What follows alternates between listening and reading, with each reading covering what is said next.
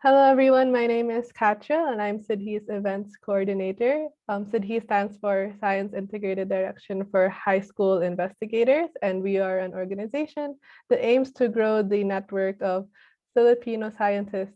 And in order to do so, we're providing mentorship for young high school researchers, and we also host a lot of events, such as the SkillsQuest, so that young researchers can gain new research skills. So this SkillsQuest is, the theme of this SkillsQuest is data analysis in research. And we have invited several speakers with us here today to teach you all about basics in data analysis and how best to apply it to the different researchers, depending on your field. So I will now turn it over to Alicia to introduce our speakers.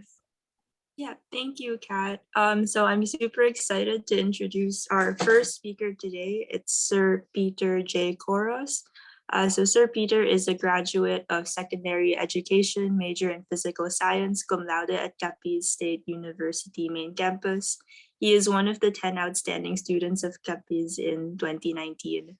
He was a former DOST JLSS scholar and is currently taking Master of Chemistry at the University of the Philippines, Visayas. He is also a Project Sparta scholar taking the data science pathway. His research interests are in the fields of nanotechnology, and his thesis focuses on the green synthesis and characterization of silver nanoparticles from alagao leaf extract. During his student internship, he mentored a group of researchers that works on the inhibitory effect of silver nanoparticles against E. coli. And during the pandemic, the research team in Rojas City created a UVC disinfecting chamber and tent that helps sanitize used PPE materials. Right now, he continues to mentor high school students in their research projects, not just in the Philippines, but in other countries as well. So today he'll be talking about data analysis in research, and I'll turn it over to him to start his presentation. Hello, good evening, everyone. Am I audible?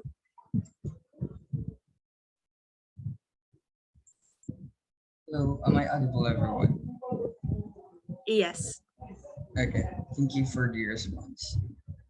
Hold on for a moment.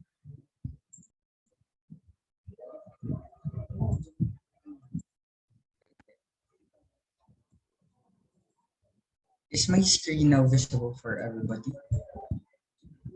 Yes, it's visible. Okay, thank you so much.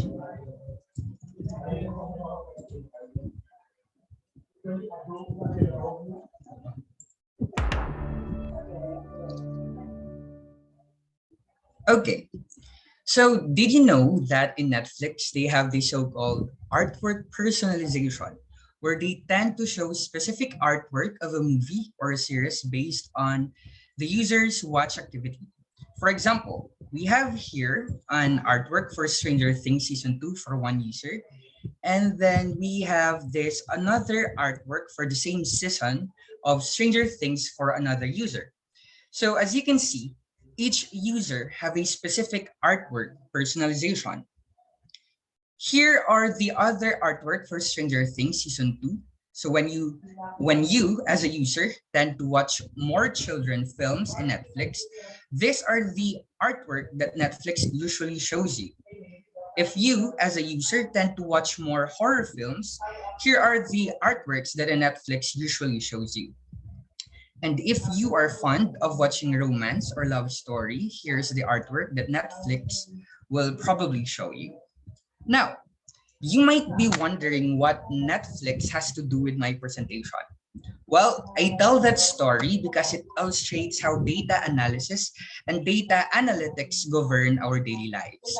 From the simplest to the most complex, we may not be able to notice them at work, but I tell you, they are pretty much everywhere.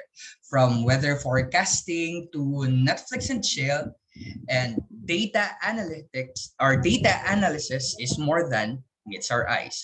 So good evening, everyone. I am your Kuya Peter, and just like you, I have been a student researcher struggling with my research paper before. So this was me during the National Science Technology Fair 2013 at Tagaytay International Convention Center, where I presented my research paper in high school. And this is where I met your Ate Florence, who invited me to speak with you tonight. And again, just like most of you here, I sort of struggling to deal with my data. That brings us to the question, how do we deal with our data? Well, let's begin our journey by learning the basics of data analysis. So data analysis is the process of systematically applying statistical and or logical techniques to describe and illustrate, condense, and recap and evaluate data. So in simple terms, data analysis is nothing but analyzing our past or future and making decisions based on it. So we have here the 5 key stages of data analysis. We have defining the question, collecting the data, cleaning the data, analyzing the data, and interpreting the data. The first step in a data analysis process is determining why you need data analysis in the first place. So this is where you ask the right questions or you identify the problem. So this is very crucial part of data analysis process because this will lead you in your data analysis journey. So the very first question that you need to ask in data analysis process is, what problem do you want to solve? So in research, we usually find this in your statement of the problem, where we learn that your statement of the problem should be SMART. And I guess everyone is familiar with this. SMART stands for specific, measurable, achievable, relevant, and time-bound. So again, this is a very familiar concept of your statement of the problem, but usually this is sometimes the students get confused in doing or in making their statement of the problem because of this. So for example, let's have a specific example for this one. You're tasked to conduct a research study. So your teacher asks you to identify problems in your community. Now, one day, you read some reports stating that the wastewater in your community has a very high concentration of cadmium. Now, your problem here, or your identified problem, is the high concentration of cadmium on wastewater. Now, your objective to solve this problem is to lower or remove the concentration of cadmium on wastewater. The thing is, you don't know how to do this.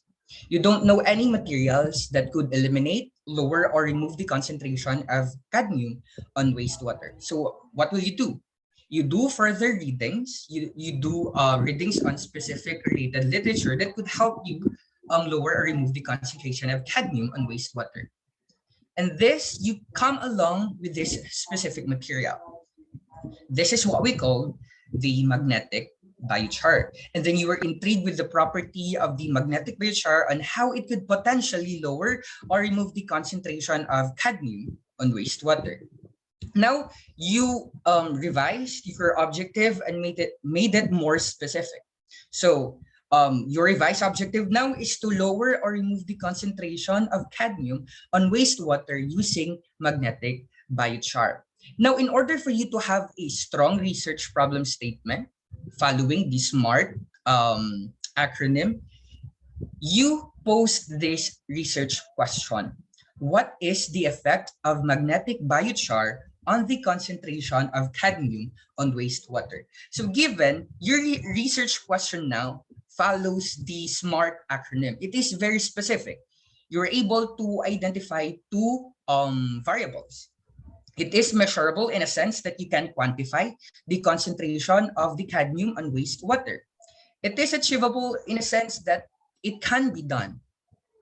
Also, it is relevant because, again, you are proposing specific solution to a specific problem. And it is time-bound because you can conduct this in a specific time frame. But in order for us to proceed with the next step of data analysis process, we first need to identify your independent and dependent variables. And I assume everyone knows what independent and dependent variables are. But again, to emphasize, in simplest term, independent variable is the cause, and your dependent variable is the effect. So your dependent variable is the one being measured. Now, let's go back to our research question. What is the effect of magnetic biochar on the concentration of cadmium on wastewater? Now, let's identify our independent variable and dependent variable here. Now, what do you think will be the cause and what will be the effect? So basically, it is easy to identify our variables in our research question it if it follows the SMART acronym or the SMART principle. Now, let's highlight magnetic biochar because magnetic biochar here is your independent variable.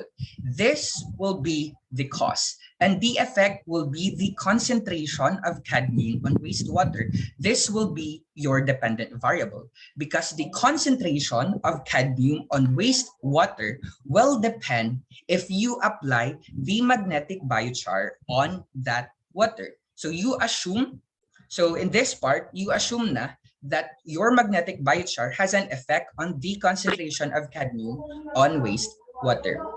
With this, with the identification of your independent variable and dependent variable, we can now proceed with the second step of data analysis process, which is the collection of data.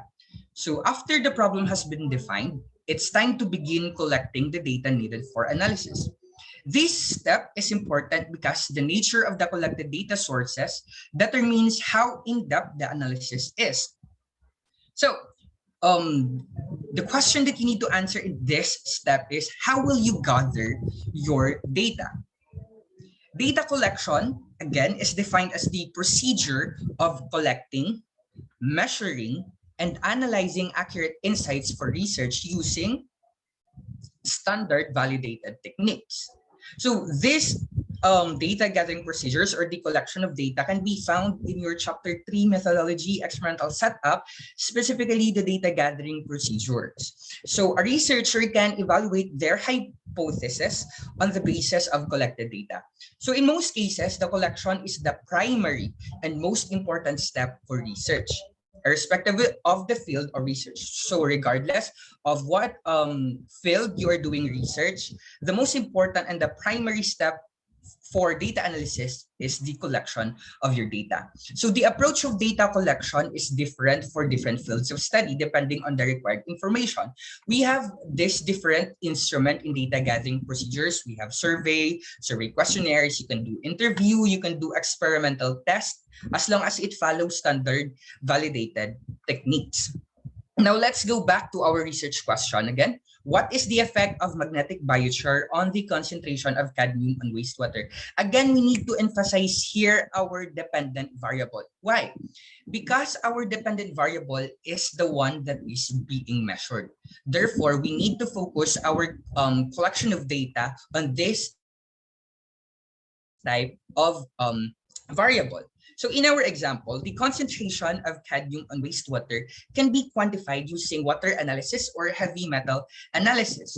So given with this that you were able to identify your instrument or the process on how you will collect or gather your data, you can now set up your research design. So with this type of research question, we can do pre-test and post-test analysis on the wastewater in order for us to determine whether our magnetic biochar has an effect on the concentration of the cadmium. Now, the third step of the data analysis process is data cleaning. Now, whatever data is collected, it may not be useful or relevant to your aim of analysis. Excuse me. Hence, it should be clean. So regardless of what instruments you use, survey questionnaires, instruments, or experimental tests, we need to do data cleaning. So the data which is collected may contain duplicate records, white spaces, or errors. For example, if you use survey questionnaires, there are certain questions that doesn't have any answers. Maybe the respondents were able to forget answering that specific type of questions. So in data analysis process, the data should be clean and error-free. This phase or this process must be done before data analysis. Because based on data cleaning, your output of analysis will be closer to your expected outcome. This is a vital step because ultimately, the accuracy of your analysis will depend on the quality of your data. One of the most crucial part of data analysis process is data cleaning, because this in this part of, or in this step of data analysis process, you try to organize your data, and you try to clean, you try to look for potential outliers that could have a significant effect on your result. Okay, first goal in data cleaning task is removing major errors, duplicates, and outliers. Again, these errors, duplicates, and outliers may potentially affect the result of your data analysis. And then we have removing unwanted data points. So for example, on my field of research in nanotechnology, we focuses on specific wavelengths of our nanoparticles. Therefore, we have to specify specific data range in determining our or in looking for our data. So if you forgot to specify, for example, in an instrument, you're able to forgot to identify or specify the data range, then in the process of cleaning data, you may remove those unwanted data points. Next, bringing structure to your data. So in this step as well, you organize your data. You put specific data on rows, then others on columns. And then lastly, you fill in major gaps. Again, for example, if you have survey questionnaires, there are certain items that doesn't have any answers. Then it's up to you if you have to fill on that. But in order to remove biases, you need to remove na lang that one.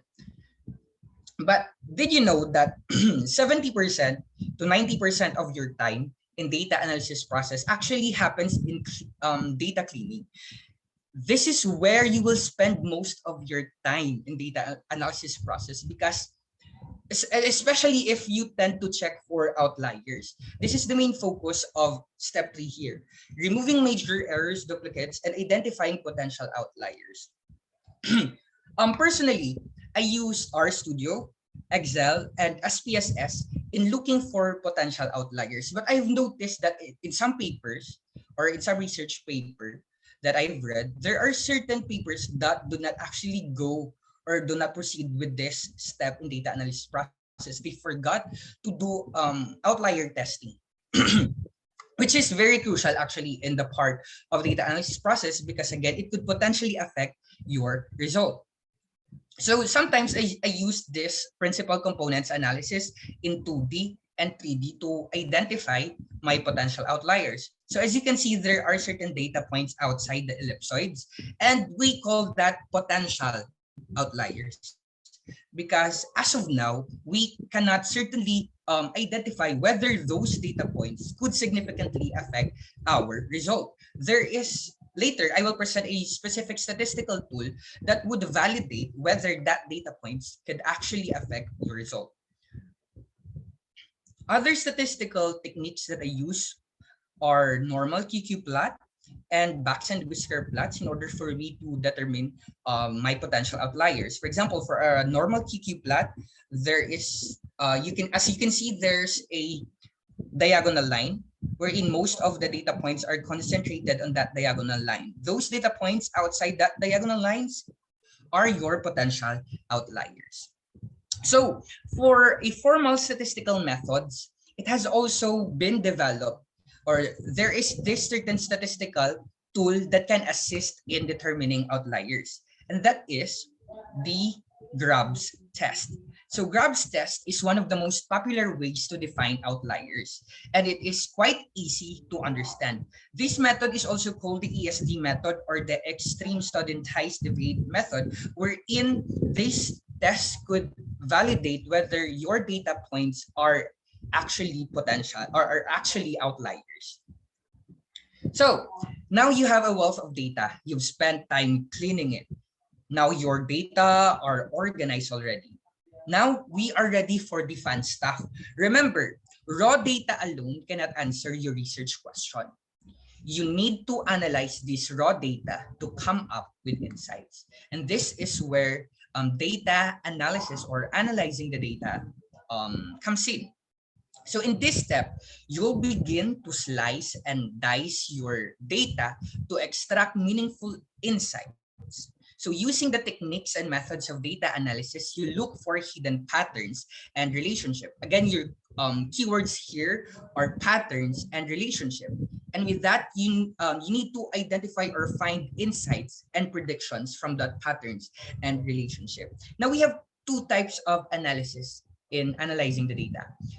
We have your quantitative and qualitative analysis. For quantitative, you need to decide which calculations and statistical tests to use for analysis. And for qualitative analysis, you need to consider what approach you need to use to take for categorizing and interpreting the data. So here are certain examples of quantitative and qualitative analysis.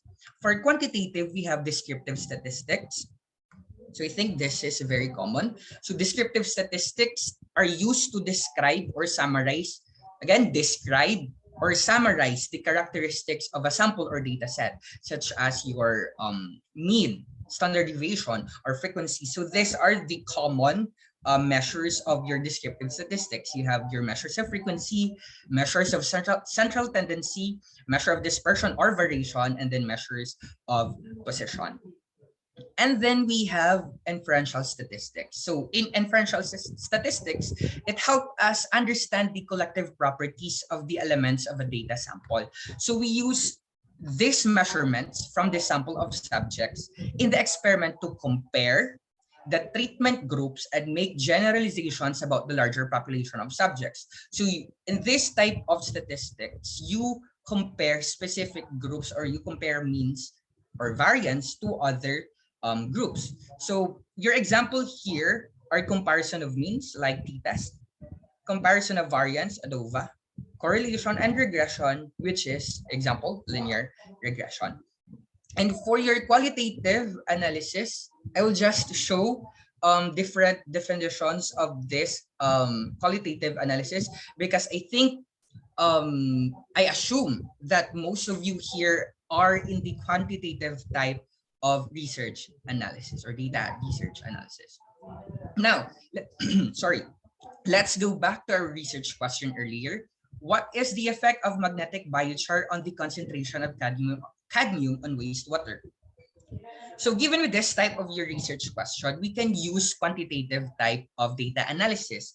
So for descriptive statistics, we can use mean and percentage. And for your inferential statistics, we can use t-test, ANOVA, Spearman, and correlation. Now, in data analyzation or in this step, you actually find insights from your data.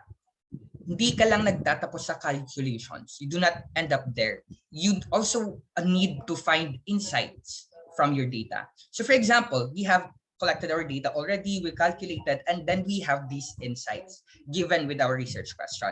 Let's say your magnetic biochar could actually lowers the concentration of cadmium on wastewater. And you've also find out that increasing the amount of magnetic biochar lowers the concentration of cadmium. Now, after analyzing your data, it is finally time for you to interpret your result. It is the final step in data analysis process. So data interpretation. So data interpretation refers to the process of using diverse analytical methods to review data and arrive at relevant conclusions. So in the interpretation of data, it helps the researchers to categorize, manipulate, and summarize the information in order to answer critical questions. So in this step of data analysis, you answer this type of question. How does your data solve the problem? And then what does your data implies? Let's have an example. Usually in data interpretation, I've noticed that there are researchers who just describe their data. They just tell you what data are presented on the table or the graphs. But always remember, that's why I put this on my title of my presentation. Data analysis in research more than meets the eye. So you need to look behind the data on why did that happen, or why is your data like that? So you need to back up your data with certain explanation. So for example, I have this graph. This was generated using R. So as you can see, that A, B, C, D, E, F, G, H, I, J, those are certain physicochemical properties of wine from magnesium, like total phenols and flavonoids. So let's proceed with this data. Let's look into this one. So in data interpretation, you usually focuses on your highest data, those data that could actually help you. So for example, this one, as we can see, it has a correlation Pearson of 0.86. So this is an example of a correlation matrix with Pearson R. You have your linear regression here and your histogram. So as you can see, your E and F is very related to each other with a very high correlation of 0.86. So your E and F, these are your total phenols and flavonoids. So other researchers could interpret this as total phenols and flavonoids are directly proportional. So when total phenols increases, flavonoids increases. Well, this is a good data interpretation, but it is not strong enough for your research, because I know I can see it in the graph already that they are directly proportional. But why is that? So sometimes we need to support our claims. So a very high positive correlation can be seen in the scatter plots of total phenols and flavonoid with a Pearson R squared of 0.86. This is because flavonoids are the largest group of naturally occurring phenol compounds, which occurs in different plant parts, both in free state and as glycosides. So there you are. This is a very strong data interpretation as supported by a certain related literature.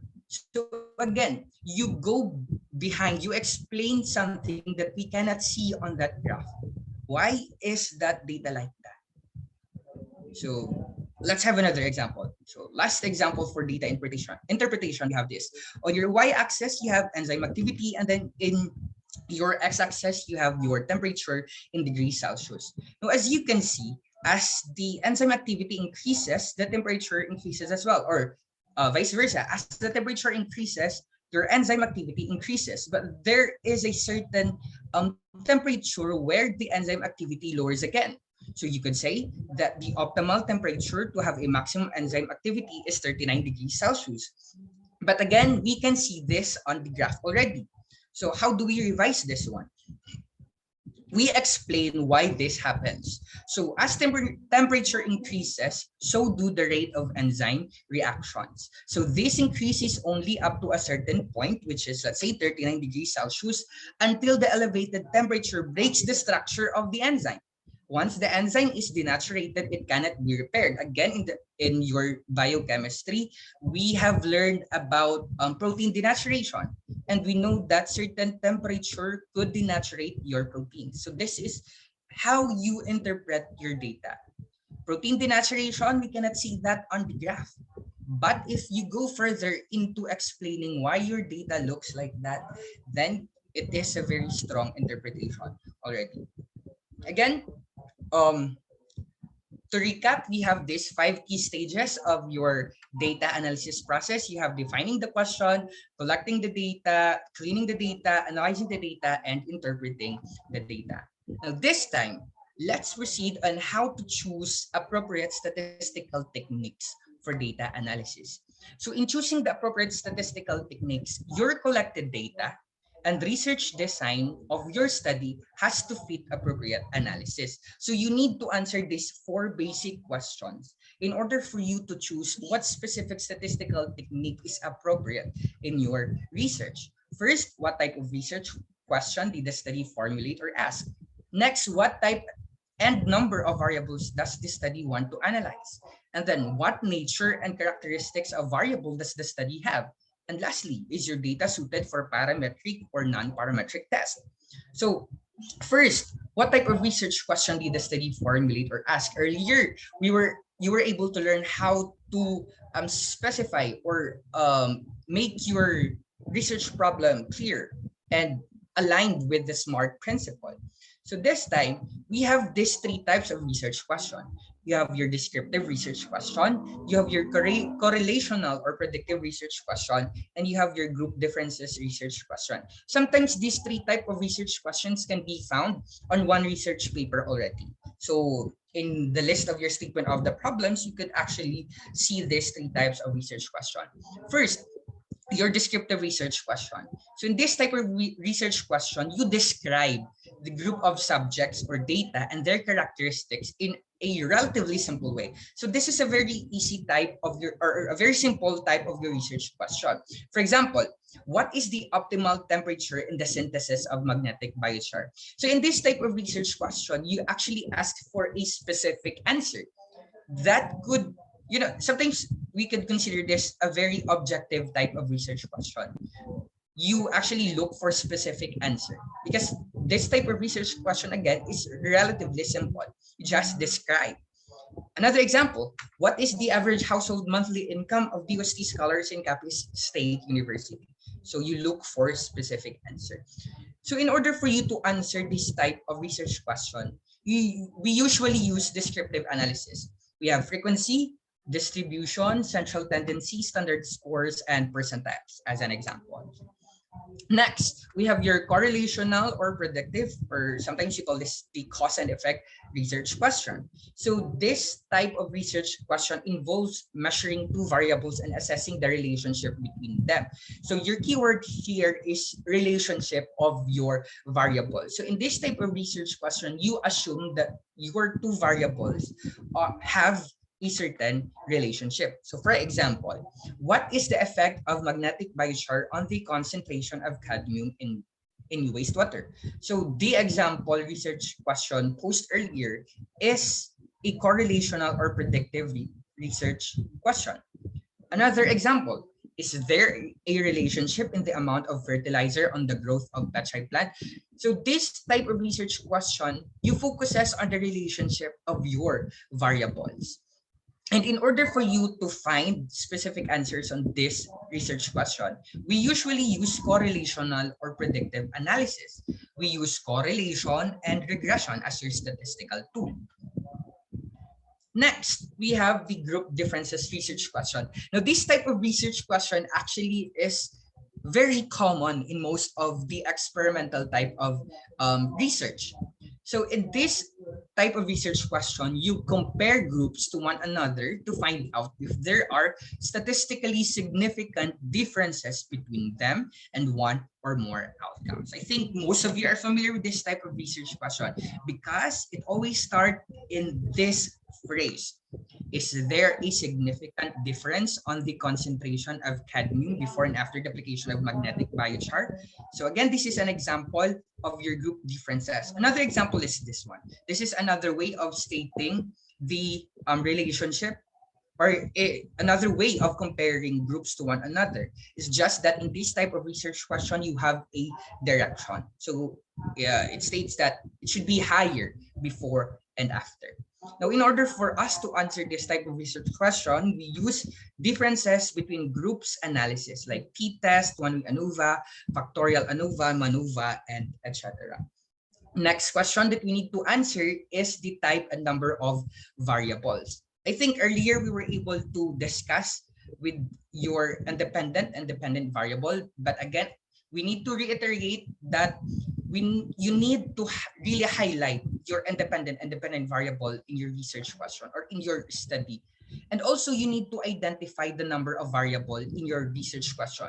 There are certain research questions that could have two or more variables. And also you need to clearly define each variable because again, your variable is one of the very crucial parameters in your research. It actually helps you in your data analysis process. And next, again, you need to find out if if each variable have a normal range or different levels. Next, what nature and characteristics of variable does the study have? Again, most of the students or research enthusiasts are actually very confused in this part of their variable. They sometimes forgot to identify the nature or characteristics of their variables or data. Again, to remember or to emphasize that these are certain characteristics of your variable or your data. You have your nominal or categorical measurement, your ordinal measurement, and your interval or ratio measurement. So this is very important for you to identify the nature or characteristics of your variables or data, because this will help you as well to identify what specific statistical tools are you going to use in your research study. So if your data are, or if your variables are in nominal or categorical, for example, gender, you need to ask, are the groups equal or balanced? And then, are the categories empty or are they filled correctly? Next, if your data or if your variables are interval or ratio, you need to ask, are they normally distributed? Or what is the appropriate range of scores? So this type of variables or data are actually most prone for outliers. That is why this type of variables we usually use in outlier testing. And lastly, we need to address the need for parametric and non-parametric tests. So your parametric test is that the information about the population is known. And in non-parametric test, no assumption about the population is known.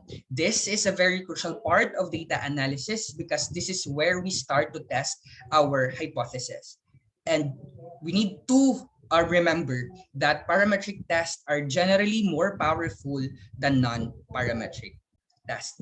So there are certain assumptions that we need to meet in order for us to use the parametric test or non-parametric test. The most important assumption is the assumption of normality, in which your data in each comparison group should show a normal or Gaussian distribution. For example, this one, your data should be normally distributed. If it is positively skewed or negatively skewed, then you may opt to use non-parametric test. Here are the other assumptions for your parametric test. But in this presentation, we will focus on the assumption of normality. So what will you do? Let's say if your data does not meet the assumptions of your parametric test. So let's say that your data is not normally distributed. The first thing that you need to do is to still retain and use parametric tests regardless if your data is not normally distributed. Why? Because there are some approaches such as advanced type of ANOVA that are robust enough to overcome minor violations of parametric assumptions, especially if you have a very large sample size. This could justify your reasoning that you can use parametric tests regardless if you meet the first assumption, which is the assumption of normality. The second thing is, for example, if you have a relatively low sample size and it does not follow a normal distribution, then you need to transform the data. You need to undergo, or you need to normalize your data. It should undergo normalization, because normalization is a good technique to use when you do not know the distribution of your data, or when you know the distribution is not Gaussian or symmetrically distributed. So an example of this one is the lag transformation. But what if regardless of very low sample size, it was not able to follow still the normal distribution, even though you already normalized that? Then the last thing that you need to do is adopt non-parametric alternative. So proceed ka na sa non-parametric test. So here are the parametric and non-parametric alternatives. So for comparing mean, it is highlighted in blue. For comparing variance, it is highlighted in orange. And for correlation and regression, it was highlighted in yellow. So these are the alternatives if your data was not able to meet the parametric assumption. So if we still have time, I could actually still explain each of this to you rather, but since we don't have enough time already, I would like to thank everyone rather for listening, and I hope you're able to learn something in my presentation. If you need to ask some follow-up questions, then you can contact me in this following contact information. So thank you very much, everyone. Thank you so much, Sir Peter, for your presentation. If anyone has a question, we have time to take one question. And if there are more questions, feel free to place your questions in the chat, and we're going to collect the questions and send them out to you afterwards. So if anyone has a question, feel free to raise your hand.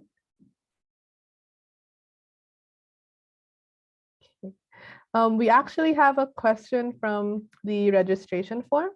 And one of the questions was, what are the techniques to ensure that you're actually using the right data analysis tool? Okay, so in order for you to determine that you are using right or appropriate statistical tool, again, it should answer your research problem. It all goes back to your research statement or research problem. If that statistical tool could satisfy your research problem, then you are using the appropriate statistical tool. Again, each statistical tool have their own function and rules. Therefore, the variation of these specific rules could help you in identifying which is best for your research question.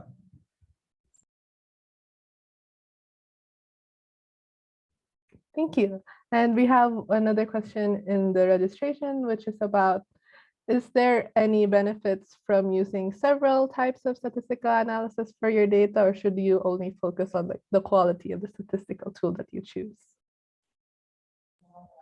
Okay, so in terms of using different statistical tool, for me, personally, you need to focus on using certain statistical tool that could benefit your research problem.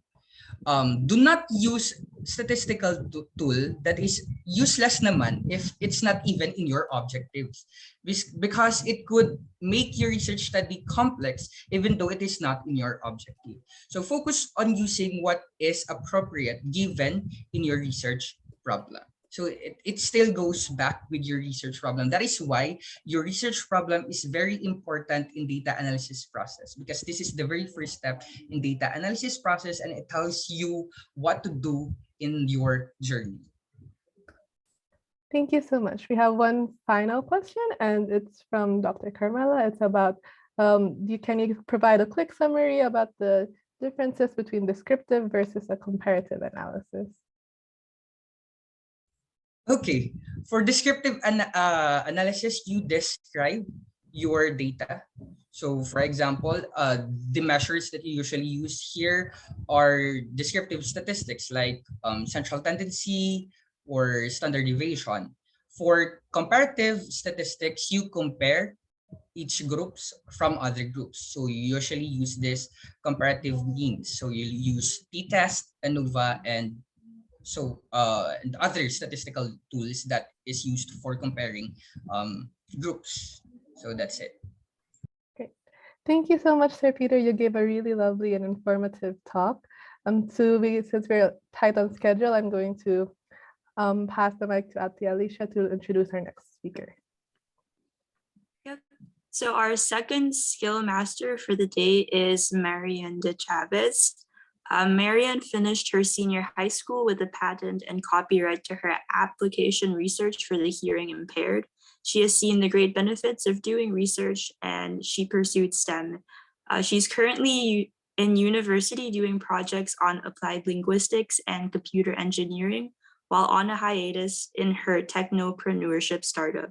It's also her second term as a mentor with SIDHI, and she is always excited and ready to guide high school students in doing the research projects and keeping them on track. On the side, Marian loves visiting local skating communities in the Philippines to help them cultivate a healthy social life and advocate for the benefits and physical well-being of her fellow Filipinos. So with that, I believe we have a recorded presentation. So I'll let Jamie share her screen. Thanks. First of all, thanks for having me here. I'm Marian Elaine de Chavez, BS Computer Engineering undergrad and Data Science scholar at Sparta. So I took this opportunity to share with you some information and some very useful information in data analytics, such as data analytics skills and computational linguistics for artificial intelligence. And I hope that you will learn a lot from this presentation. So overview, these are the stuff that we're going to discuss today. Design thinking for analytics, statistical tests for your research projects, computational linguistics, corpus analysis, and tools. Many of these are introductory, designed for high school students. So part 1, design thinking for analytics. Design thinking is a mindset for effective problem solving.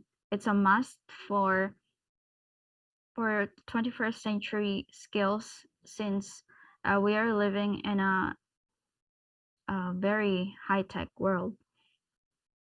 All right, the modes of thinking or design thinking are empathize, define, ideate, prototype, and test, some of which I think many of you are already familiar with, but we'll still run through them. So what is design thinking? As mentioned, it's a mindset, but it's not just a mindset that anyone can easily grasp, because design thinking is actually something that you cannot read from a script. It's something that we develop through practice. It's just like learning how to walk, to do maths and languages, something like that. So it's a skill that no one can take away from you. First is empathize. It's one of the most important.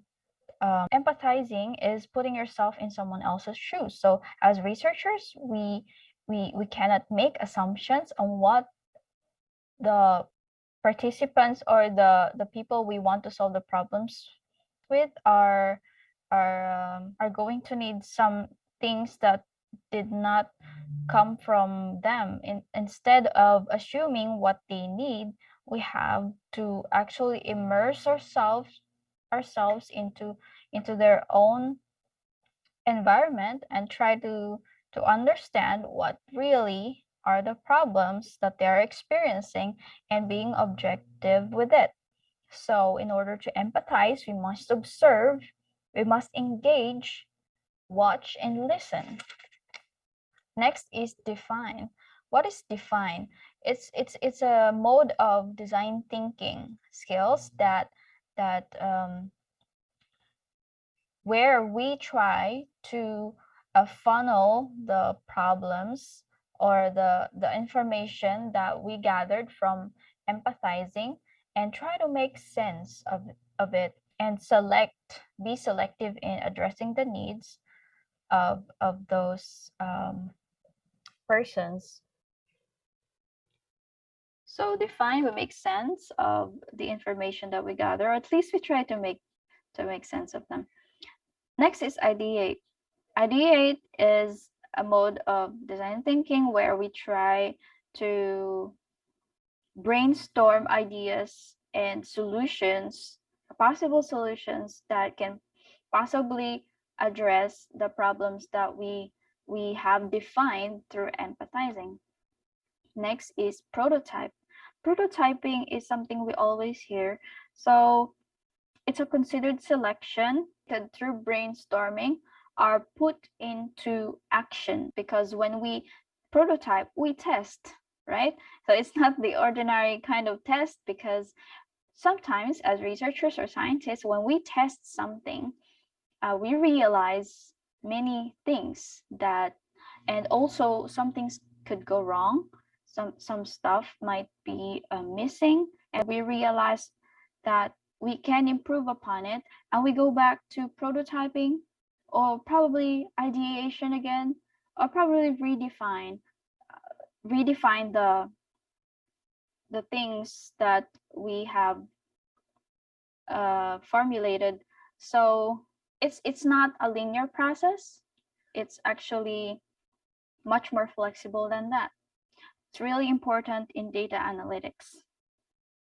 Part 2, statistical tests for data analytics for your research projects.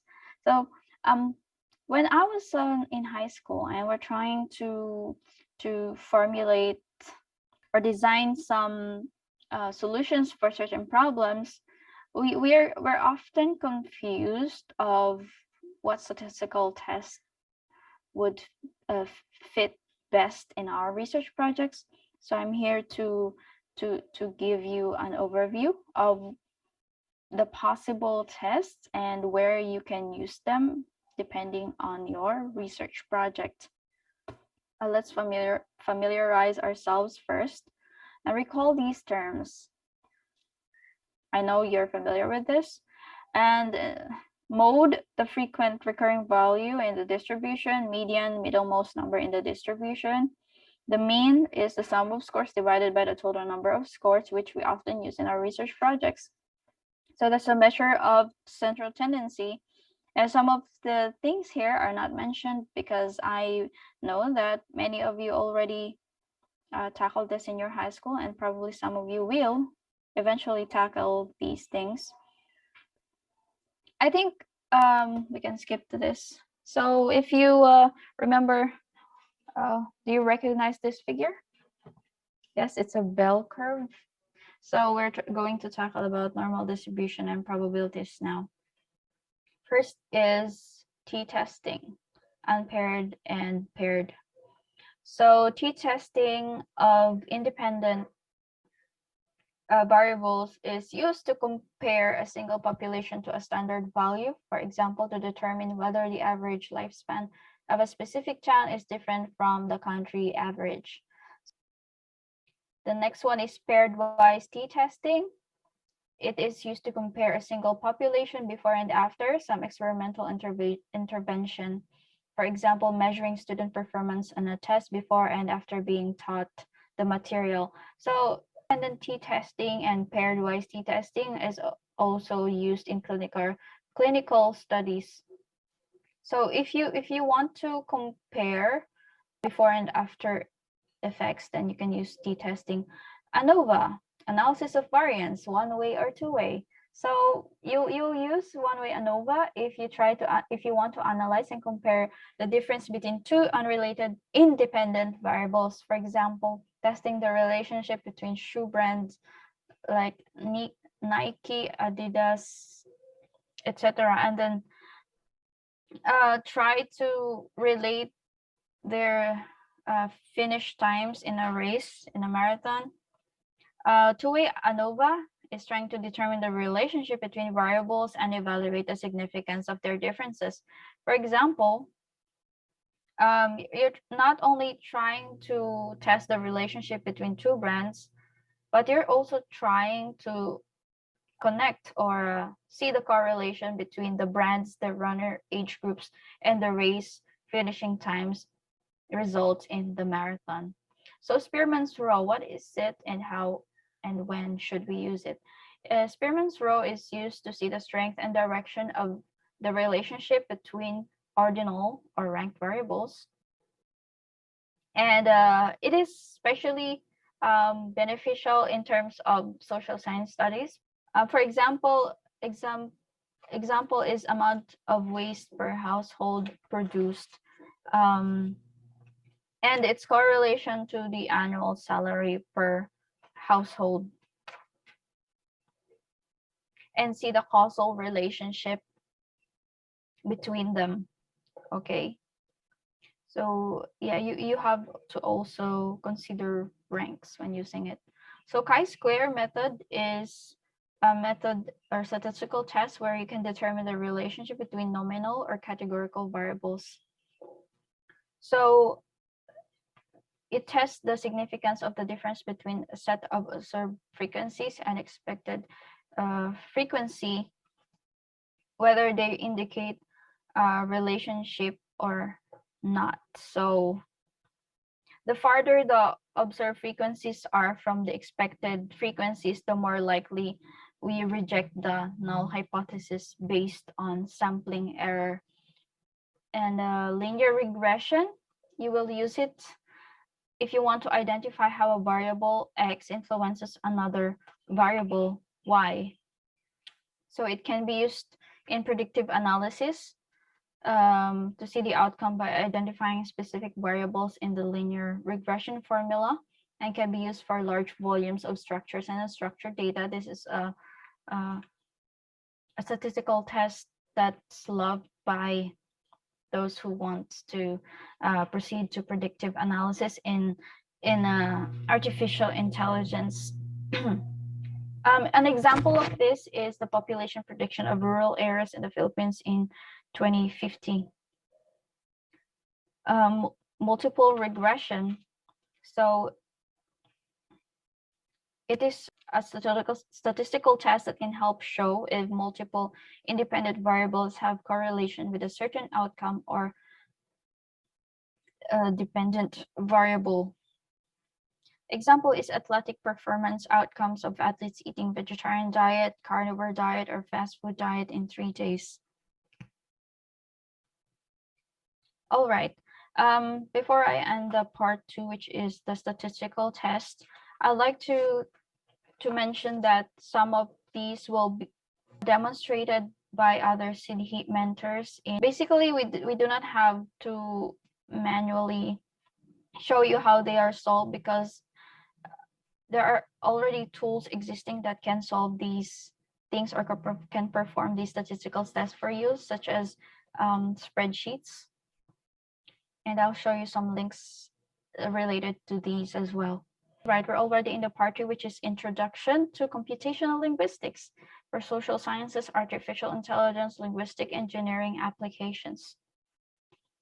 Some of you might be familiar, but I think it's just starting to be popular in the high school level due to the advent of artificial intelligence. So can you tell me if you recognize these apps? So if you guessed it correctly, the first one is Duolingo, second one is Memrise, third one is Rosetta Stone, fourth one is Grammarly, and the fifth one is Google Translate. So what do they have in common? What they have in common is that they are all products of linguistic engineering. They use intelligent algorithms to produce certain applications to teach, to translate, and to suggest. So what is computational linguistics? Computational linguistics is a combination of computer science and linguistics studies. So through the years, things have become interdisciplinary, especially if you have knowledge in computer science. So it's very important to learn data analytics now, because you can basically go to any field and have some sort of function in that particular area. So there are 2 types. I'll show you just 2 types of linguistic analysis that is using computational linguistics. Our first one is speech analysis, composed of some of these research fields or categories, such as speech recognition, speech synthesis, and other sub-research categories. The next one is textual analysis. Textual analysis have a lexical, morphological, syntactic, semantics, and discourse analysis. We are going to focus on textual analysis. We can apply our skills in many specific ways, such as capturing real-world data, information prediction, corpus building, and or building standards or structures for linguistic data.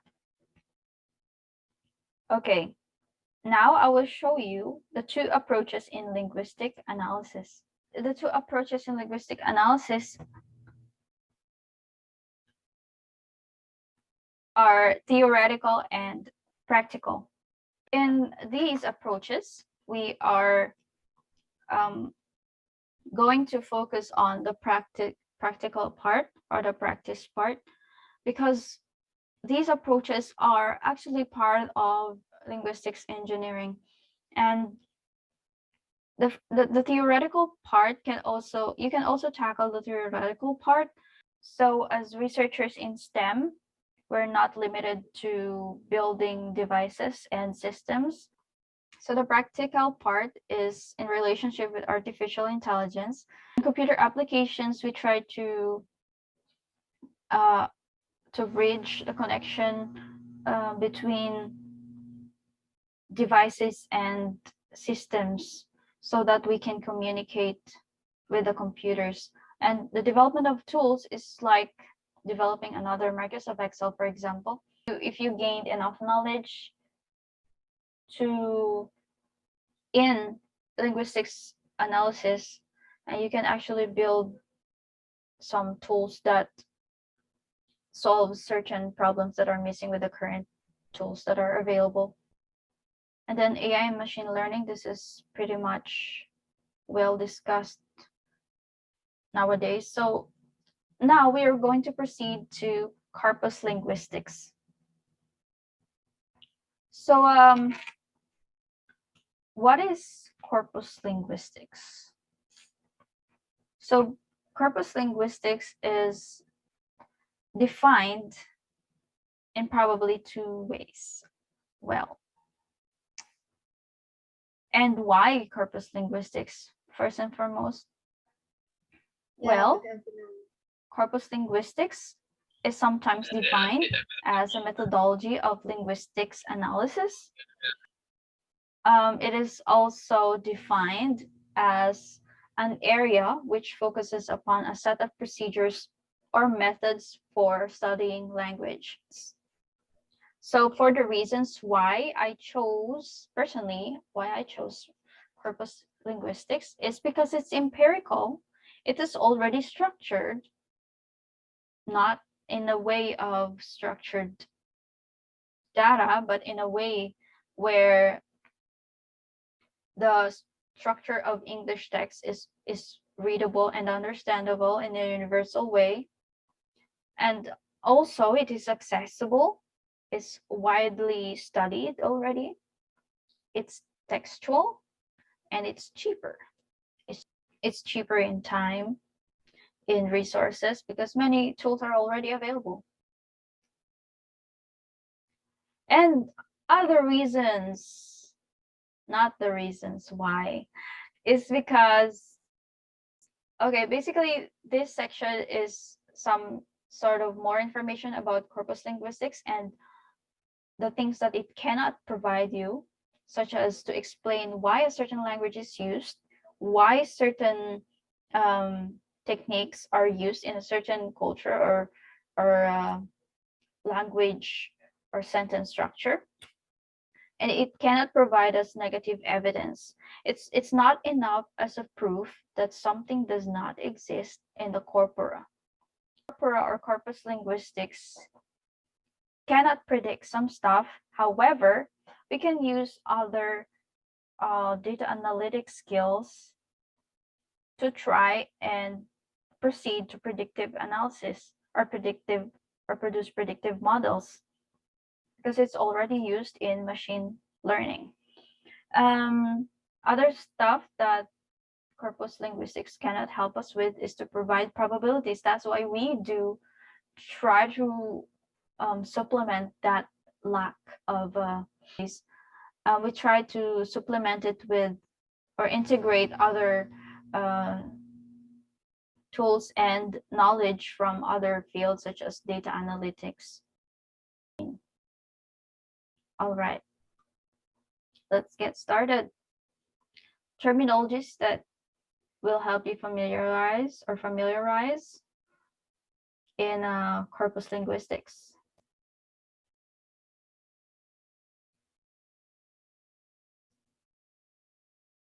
All right, these are some of the terms that will help you familiarize with corpus linguistics. So what is a corpus? Corpus is a collection of machine-readable authentic texts. Another reason that I like corpus linguistics is because The readable texts that are compiled in a corpus is composed of real-world language, which are in forms of many written languages that are digitized. And now, what is lemma? Lemma is a form of word used to represent all its possible forms. Example, eyes, and its lemma is eye. You'll be able to tackle these things when you proceed to natural language processing in artificial intelligence studies. So what is token? It's a final string that is detached from the primary text, or in other words, an output of tokenization. Now, what is lemmatization? Lemmatization is a process of determining the lemma of a given word. So there are tools and algorithms that can and does lemmatization, tokenization, and other terms that you'll encounter in case you delve or dive into this field. Keyness is an indicator of the importance of a word in a corpus. Keyness is a measured or determined by using chi-square method or log likelihood methods. Collocations is a sequence or terms that co-occur often that makes language sound natural. So that's what makes it interesting. N-grams. What are n-grams? N-grams are a contiguous sequence of n-words from a spoken or written language that can be used for word prediction. So n-grams are used for word prediction, sentence generation, and word embedding, and other uses that probably we might discover in the future, or probably are already in the progress of discovery. So chi-square, it has a different function. Chi-square shows the keyness or relevance of terms in a corpora. The higher the keyness score or the chi-square score, the higher the relevance of a certain value is. So the higher the frequency means the higher the relevance of the data in the corpora. So log likelihood is somewhat like a chi-square. However, it better estimates the low frequency terms in a corpora. So now I will show you how n-grams work. And I think this is very easy to relate with, because if you guys use Google suggestions in your keyboard, actually n-grams are used in your Google keyboard. So the first one, as you can see, n equals 1. You will see the pattern here. Every word is highlighted. And the second one, 2 words are highlighted. And for n equals 3, 3 words are highlighted. And it doesn't matter if they overlap. That's how machines are learned or are trained to learn how humans construct sentences. So we can use this for word predictions if we train the machine to adopt to these methods of writing and copy how we try to speak naturally in forms of text. All right, there are 265 tools in this website, which I'll link to you guys later. You can find here tools for text analysis, POS tags, word list, compilation, annotation, collocations, lexis, for spoken words also, for transcription, concordance, and annotation. It's available in this website and it's listed in the database. You can also use Python by installing the NLTK to analyze some corpora or build your own corpora. So these are sample or some simple things that you can do in NLTK. However, if you further advance to NLP, you'll be able to do more than just chunking or tokenizing or tagging text. Well, Now I have a homework for you. I want you to build your own corpus and submit it to me via email. I'll post my email later. I was gonna show you how to build a corpus, but I'm afraid we're running out of time. It's very simple, and you can just Google how to build a corpus. And if you have questions, you can message me. So some of the careers that you can go into, or you might be interested in the future, it's up to you guys, but that's all I have for now. And I show you some things that might catch your interest in programming and artificial intelligence. I hope that you learned many things today. For resources and links, kindly message me. I'll send you a Google Drive link or a document link if you have questions. And if you want to submit your own code, message me at medatup@gmail.com or message me in my social media me.dc.inc. And for mentorship, please contact SIDHI for their website. Visit their website at www.sidhi.org. In summary, we try to make complicated things simple as researchers, and that's all. Thank you very much.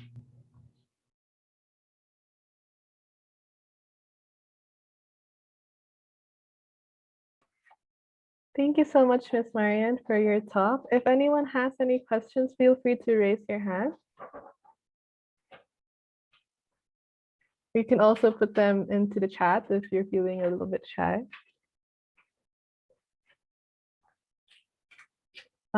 While waiting for any questions from the participants in this call, we do have some questions that were submitted through the registration link.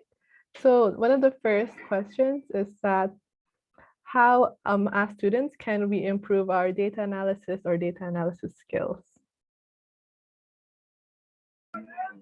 Hi, Miss Pat.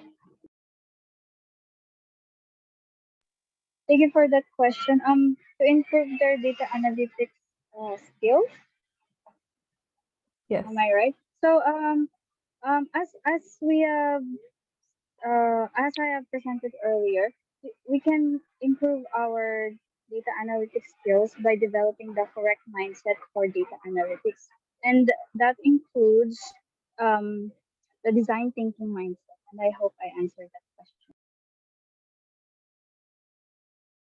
Yes, thank you so much. Developing the mindset is really the first step to learning any new skill. We also have another question about how do you effectively analyze your data so that it's properly prepared for your oral defenses, like for oral research defenses, actually. Well, for that, I guess you have to do more. For the preparation, I think you have to put effort in that, and also consult your advisors and subject matter experts in order for you to be prepared.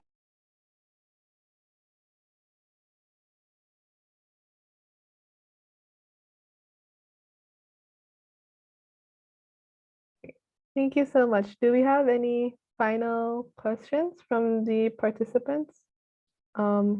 Just feel free to raise your hand and we can call on you, or you could also submit any questions to the chat. Okay.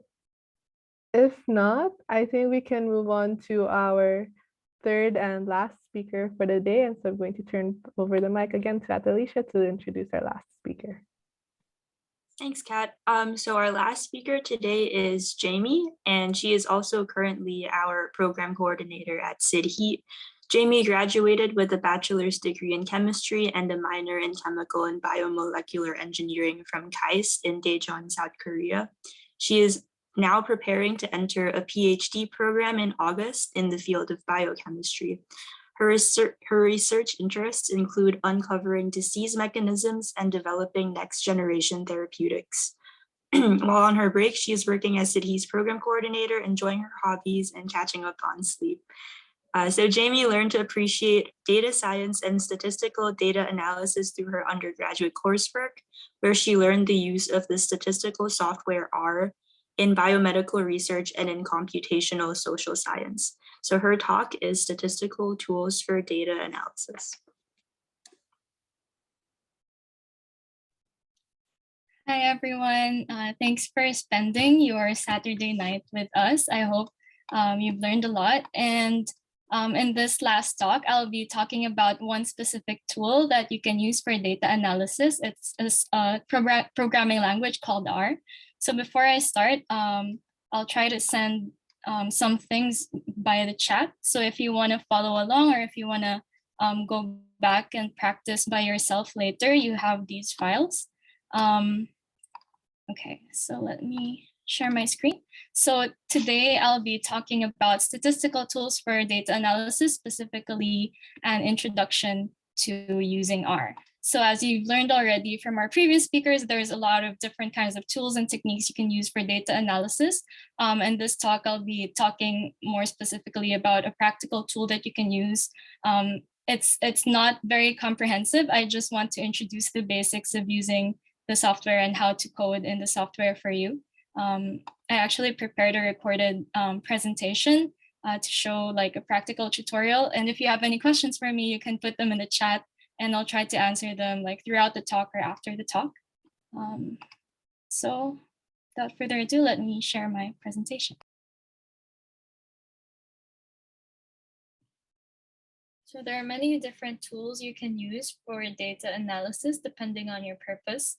There is always Excel, which a lot of us are probably familiar with. It's great for data entry and simple computations and simple graphing. However, it can be limited in terms of its accuracy, and it's quite difficult to visualize very big amounts of data. There's also SPSS, which a lot of statisticians and social scientists use to analyze their data. It has a very simple interface like Excel, but has more specific tools and features for statistical analysis. However, unfortunately, this software is not free. You have to get a license and pay for it. It can be a bit expensive. There's also MATLAB, which is also paid, but a lot of scientists and engineers use it for computational analysis of their data. And there's also Python and R, which are both free open source programming languages. Python is an object-oriented programming language, which you can use for a lot of different purposes, including statistical analysis, while R is developed by biostatisticians, so it has a lot of more specific tools for statistical analysis and data visualization. And today we'll be focusing mainly on R. So why are we talking about R? R is, first of all, it's open source and free. You can download it pretty easily. And there's a lot of manipulation of your data. You can analyze your data in a lot of different ways. There are a lot of packages and libraries that are available to help you with your data analysis. And because it's a very popular tool for statistical analysis, there's a lot of community support and tutorials. So if you run into problems with your code, you can always search online and most likely you'll find the answers to your problem there. And one drawback is there's a bit of a learning curve. You have to learn some coding to do it, but it's easy to learn and it's quite fun to learn. And so today I'll be showing you some basics of using R and how to do statistical analysis, as well as a little bit of data visualization with R. And if you want to follow along, these are the two things you'll need. You'll need to download R from this website and also R Studio, which is just a graphical interface that can help you use R more easily. So just a brief overview of what we're going to be doing from now on. First, we're going to look at R in general, so the language in terms that you need and the kind of syntax that we'll be using. And then we'll try to import a data set and perform some statistical analysis, as well as a little bit of data visualization on that data set. And finally, I'll show you one project I did that applies data exploration and visualization using R. So when you first open RStudio, this is most likely what you will see first. So here's the console where you can view the output of the code you are running, and also where you can type to preview some code. But if you want to like write a code and save it for later, you should create a new file. And actually, let me open one file that I prepared for today. So now let's go through a few of the basics of using R first. So this is called a comment. If you put a number sign in front of anything, it's something that's like just there as text, as like a reminder or a comment. And most people use it to organize their code and to talk about what certain parts are doing, just to make sure that the code you're writing is understandable. So first, let's run the most common command. When you start off, you print hello world, and you can see that it comes out in the console. You can also use R to do math. So you can just simply type the equation you want. And it goes in the order of PEMDAS. So it does this part first and adds this. So you'll get this result here. And also, one of the important things you have to remember is R is an object-oriented programming language. So what this means is it uses a lot of objects and variables. So for example, we say x equals 6. So this means that x is a variable that's assigned the value of 6. And when you run it, you actually can see it here. You can also use this notation. And so when you add the two objects, you get 13.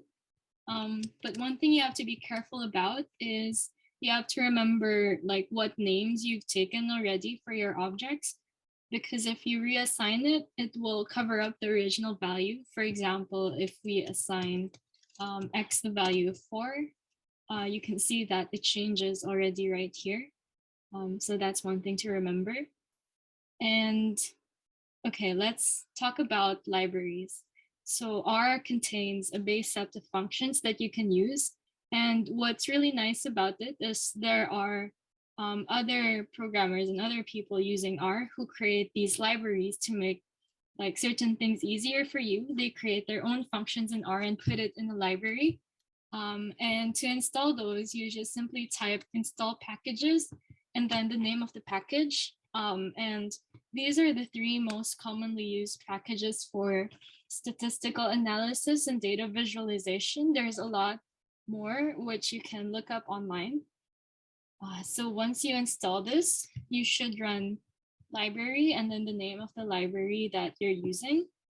I like to do this before beginning any of my coding, because each time you open a new session, you have to run it. Okay, now you can see the code is running here. By the way, don't be overwhelmed with how much there is coming from here onwards. You don't have to memorize all the names of a function and how to run it and what to run. To be honest with you, in preparing for this session, a lot of the things I had to refresh myself by looking them up online. And there's a lot of tutorials. So even beyond what I show you today, there's a lot you can do with R if you're interested in learning. I'll be showing you a couple of resources that you can use later on. So before we handle any of our data, I wanted to talk about this data analysis workflow in R. It's a concept created by Hadley Wickham, and it divides the way you handle your data into 3 main workflows. So first, we have the data wrangling. So this is when you import your data file and you make sure that your data is tidy, which we'll talk about in a moment. And basically, it's when you process your data in a way that it's easy to handle in R. And the next step is the circular part, which is the data exploration and modeling. So after you tidy your data, you try to visualize it, try to find patterns between your variables. And then you try to create a model, or you do hypothesis testing to verify these patterns. And then you do this over and over again because there might be a lot to explore in your data. And then the final step is to communicate your findings, which can come in the form of writing your reports. So going back into R, the first thing that we will do is to import a data file. So this function reads this CSV file, and it puts it into an object called data, and you'll see it will appear here. I can send this file through the chat so you can follow along.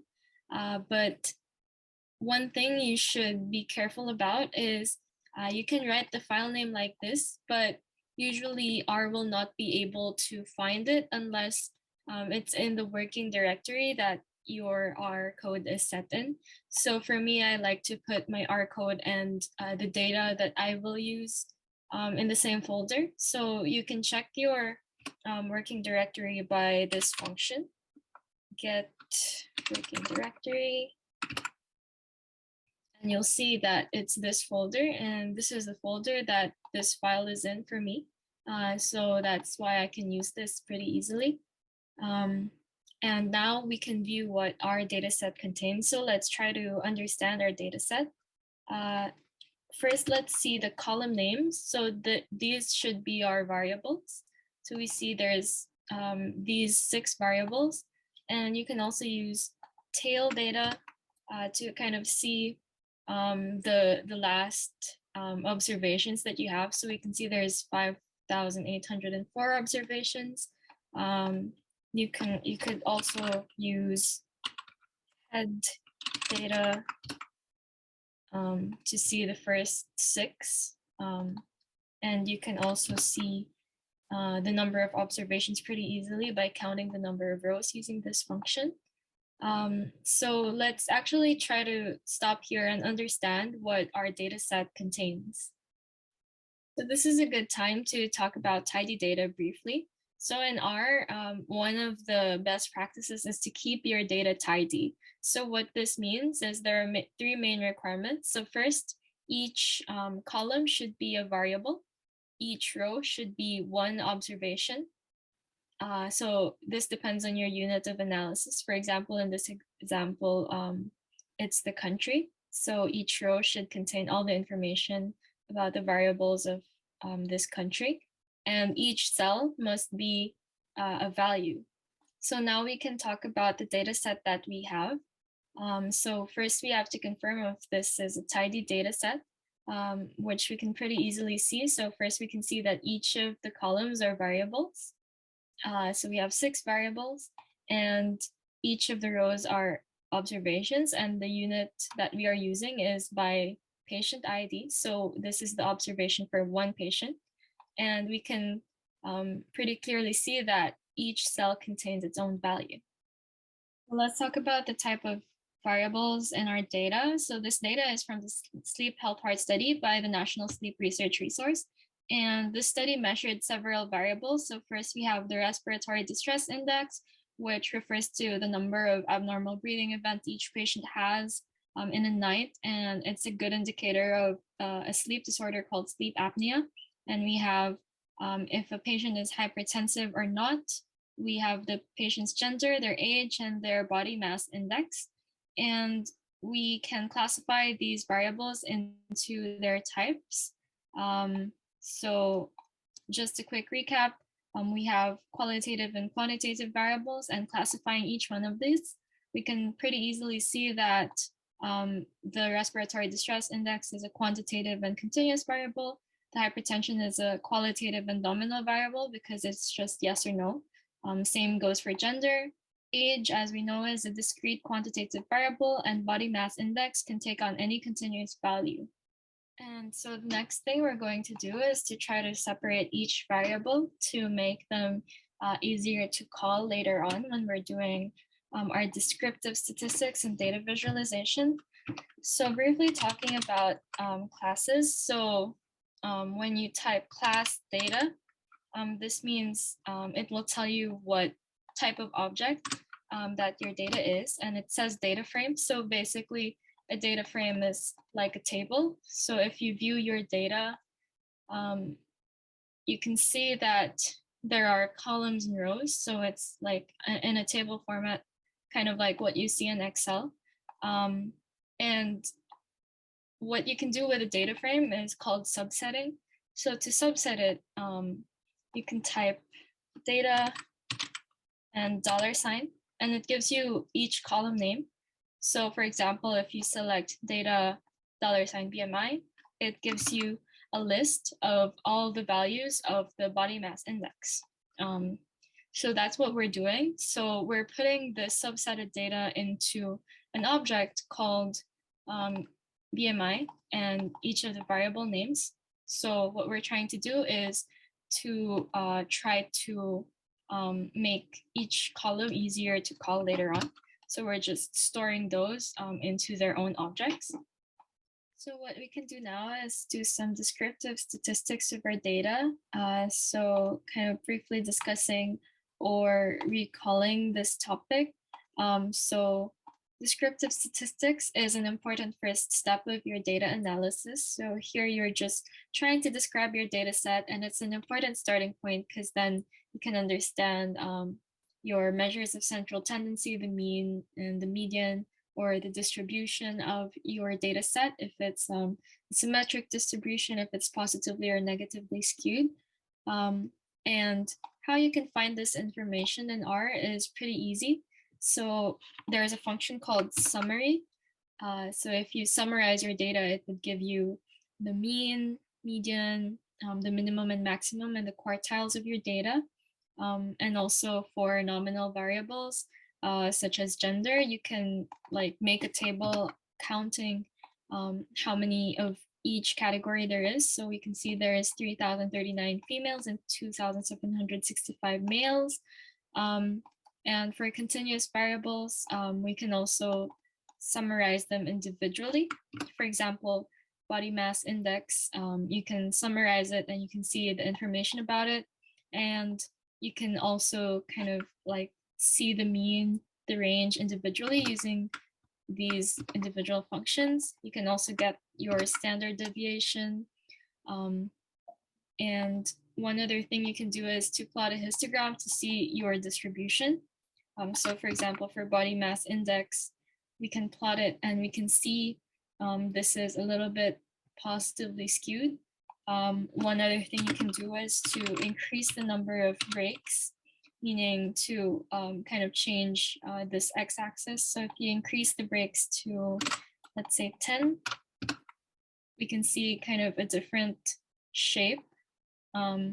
You can decrease it or increase it to even more to kind of refine the shape of your histogram. So this depends on what kind of analysis you want to do. You can also do the same for other continuous variables. And going back to how to describe our data, how we can write this out is, for example, we are interested in measuring the respiratory distress index and seeing what kind of affects it in terms of the other variables. So how we would write this out is we collect data and you describe how many observations or how many patients you got it from, kind of the demographics of your patients. And this is kind of, let's say this is our variable of interest. We can say that it has this range, this median, the mean, and the standard deviation, which we already found in R. And now we can continue by doing a little bit of data visualization.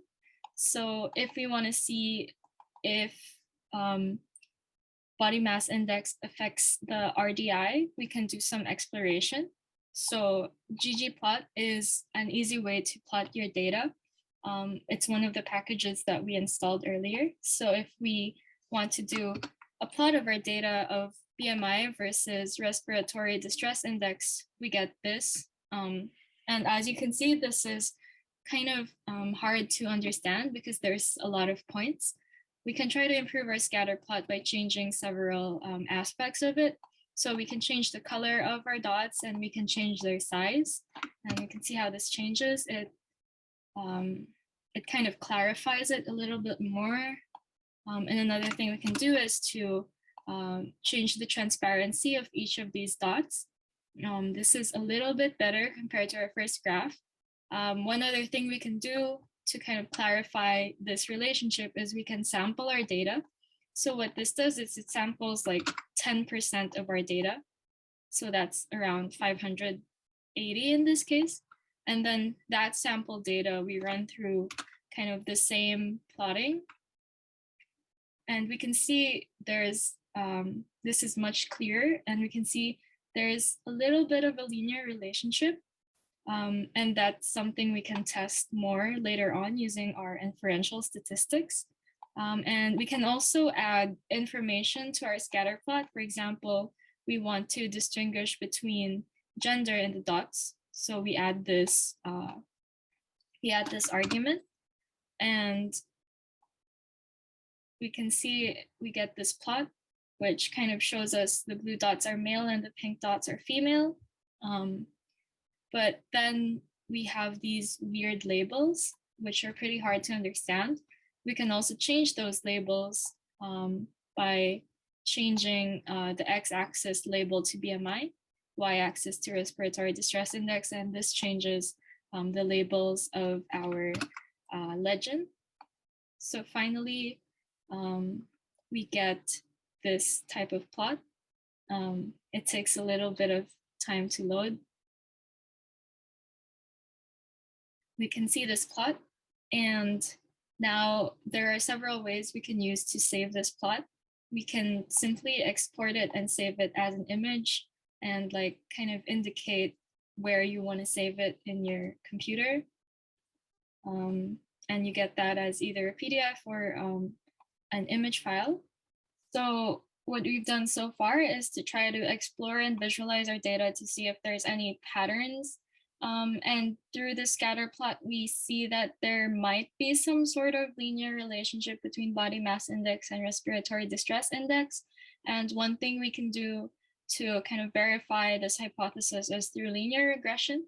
So what linear regression does is it tries to explore and analyze the relationship between two variables. And how you code this in R is using this simple function LM. And then here you have your dependent variable, and here is your explanatory variable. So basically your x-axis. And also this is the data set that that you're using. So what we're doing now is constructing a linear regression model, and you can summarize it and you can see all these values. So let's try to understand what each of these values mean. So the first thing we can look at are the coefficients. So we have them right here, and we have the intercept, and this is kind of the coefficient before the explanatory variable, which is BMI in our case. So our regression model came up with this formula, and now we have to kind of determine if this is a valid linear regression model. So next we can look at this p-value. So p-value, it means if the predictors are meaningful or not. So if it's less than 0.05, it means that these predictors actually mean something. So we can see that both are extremely small values. So it means that these predictors are actually meaningful. And another thing that we have to check is if the model is a good fit, which is seen through the R-squared value. The closer it is to 1 generally, the better fit your model is. As we can see, this is pretty low. So even though there might be some relationship from these predictors, our model might not be that accurate.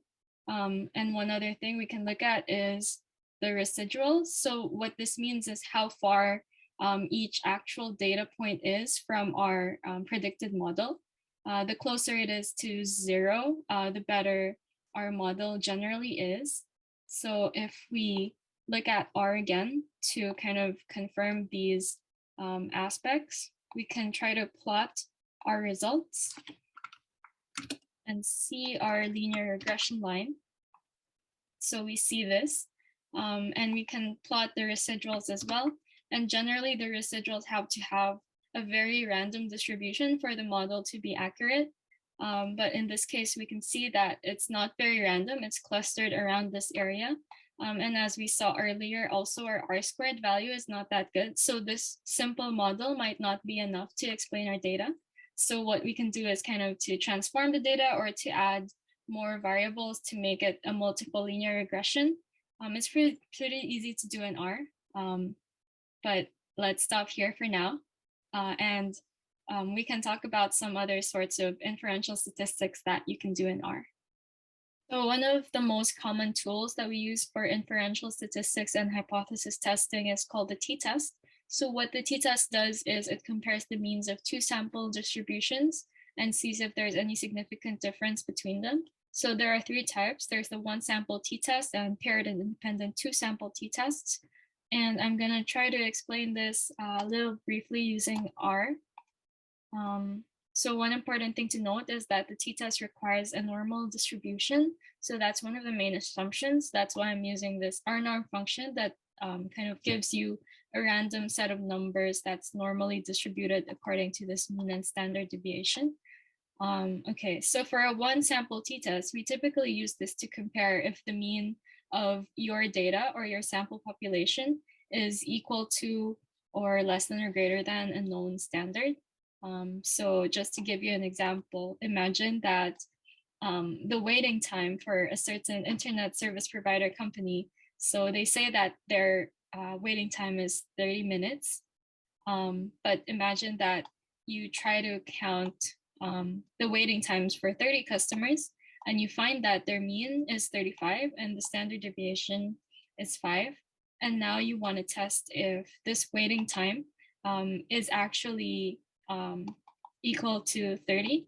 So you want to see if the claim that it takes about 30 minutes to wait for a service is correct. So you can do a t-test and you use your data. And this is the null hypothesis. So your null hypothesis is that the mean is equal to 30. Okay, let's run this first. And we can do the t-test. And we see these values, and what these values mean is here. So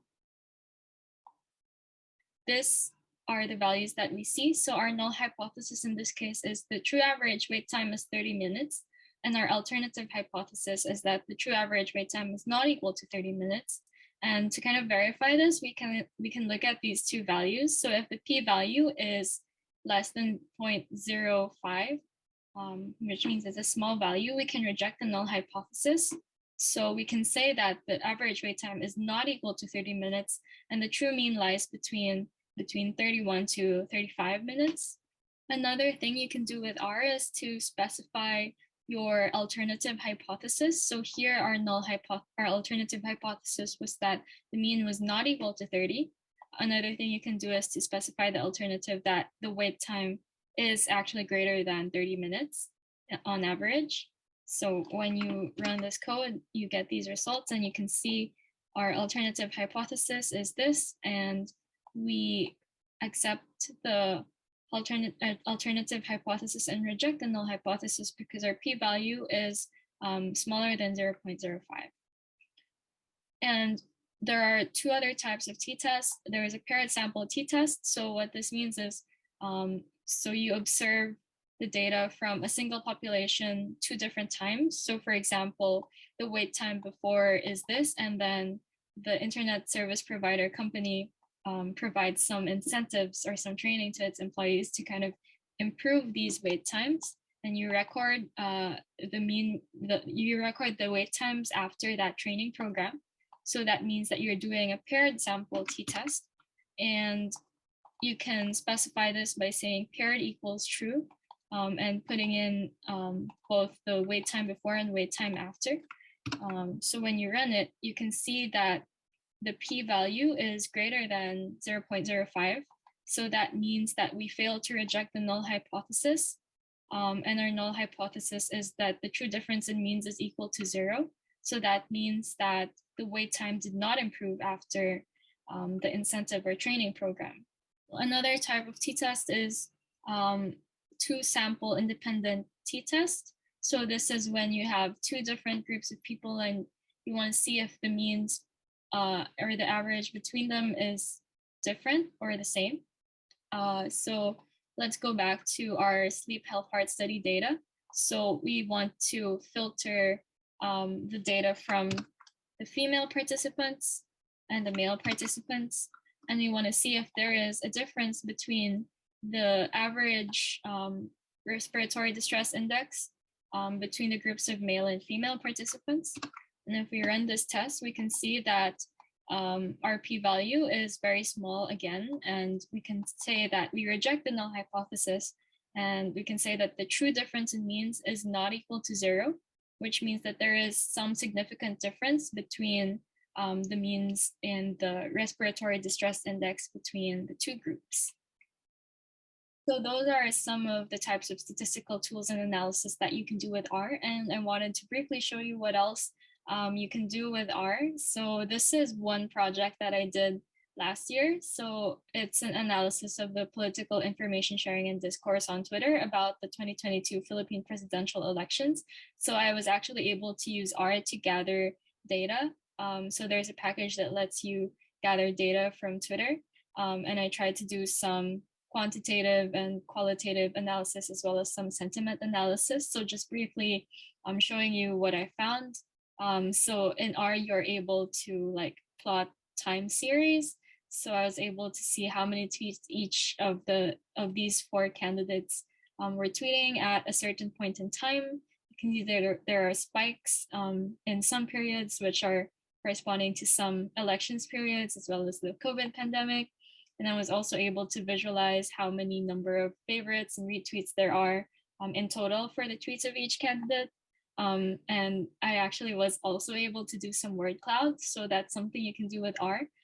You have to clean your data and do some processing before, of course, but it's pretty easy to do word clouds if you have like text data that you need to analyze. And there's also sentiment analysis. So there are also packages in R that you can use to analyze sentiments in your text data.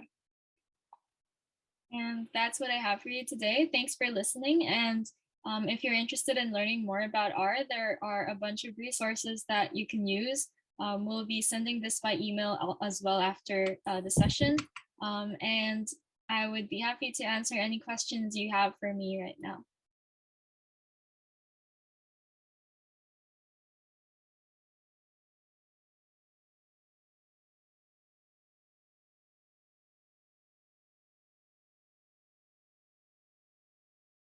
Kat, I think you're muted. Oh, sorry. Thank you again, Ms. Jamie, for the really lovely and informative talk. If anyone has any questions, feel free to raise your hand and we will call on you, or also you can drop your questions to the chat and we can read them aloud.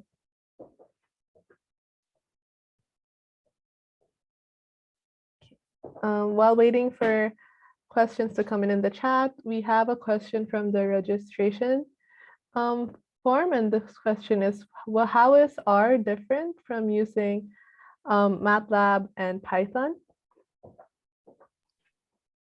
Yeah, good question. So using R, it usually depends on what type of analysis you want to do. So personally, I find R to be really helpful for statistics and data visualization kasi yun yung purpose niya. So statisticians created it, while Python is more of a general language that you would use to like build software, and it emphasizes a lot of code readability.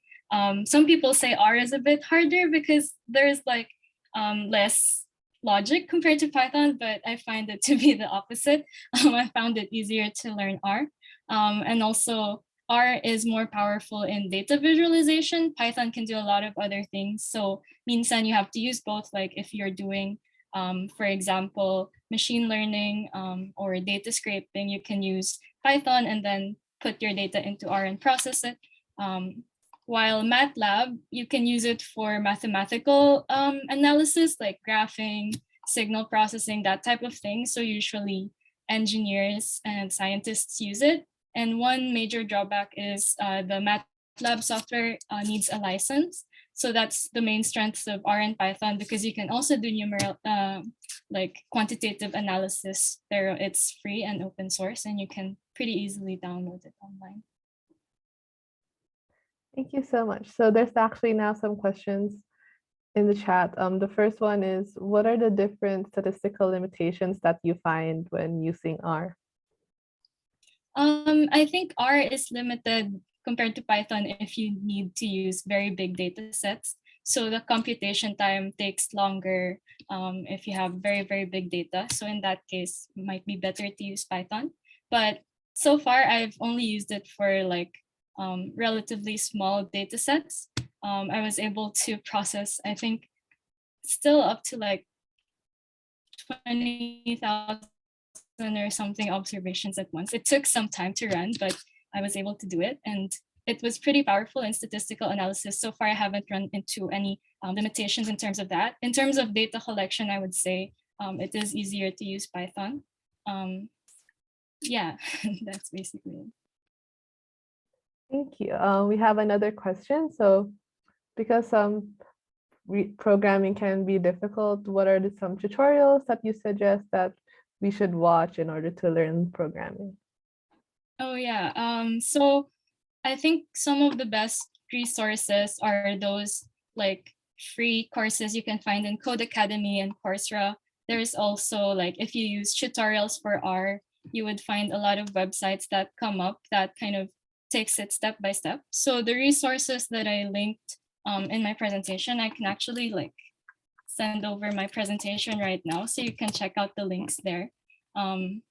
So for learning R and even if you want to learn Python, I would suggest like Code Academy or Coursera, because they have kind of project-based tutorials that you can follow along. So it's kind of easier instead of like reading a lot of things. But I would say don't be afraid and frustrated, because it takes some time to learn. But when you learn it, it's very easy to like do some cool stuff like the word clouds and stuff. And there's a lot of tutorials. If you need some help, you can email me. I'll put my email in the chat also, because I'm also like not really an expert in R. I'm in the phase of still learning it. So I can probably give you some resources that I use to help me prepare and learn for this presentation. Thank you so much. We have one more question that I received. Its first is not related to R, but because your background is chemistry, someone would like to ask whether you are open to mentoring students who is working on silico-molecular docking. I am open to mentoring, but maybe next year. But my specialty is not in that area of computational in silico models. I think you can contact SIDHI's email, sidhimentorship@gmail.com, and we can pair you with mentors who are more well-versed in that area. But I'd be happy to help, like just look over some like basic research design or other things, or refer you to someone else who I know has expertise there. So please feel free to contact me or SIDHI. Thank you so much. And thank you also for answering all the questions. And so if anyone has any additional questions, just feel free to reach out to SIDHI. Ms. Jamie has placed the email and in the chat, and we can also try to get back to you with the answers of the questions. And so right now we would like to present our speakers with our certificates. I would like to turn over the mic to Alicia, and she will read out the certificates.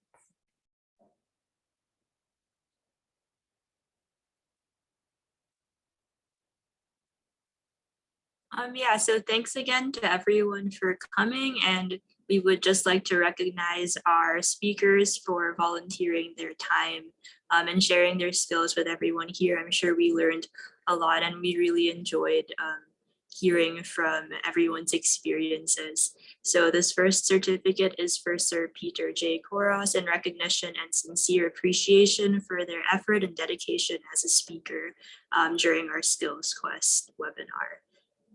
The second certificate is for Miss Marian. And finally for Jamie. So again, thank you to our speakers, and we really appreciate taking your time and effort again to sharing what you've learned from your research experience with all of us here.